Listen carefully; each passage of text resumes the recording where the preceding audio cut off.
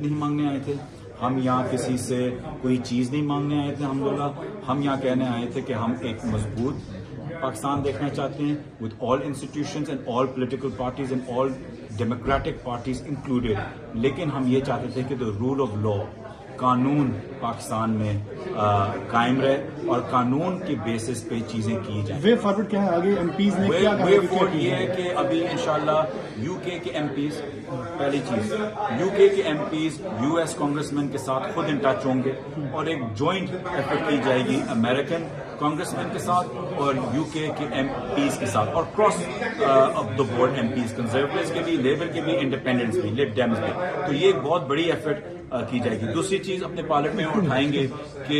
ابھی newly elected government کو pressure ڈالنا چاہیے پاکستان کے اوپر کہ پاکستان گورنمنٹ جو یو این کی ریکمنڈیشنز ہیں ان پہ لائے عمل کریں، جو لاسٹ پیج پہ 5-6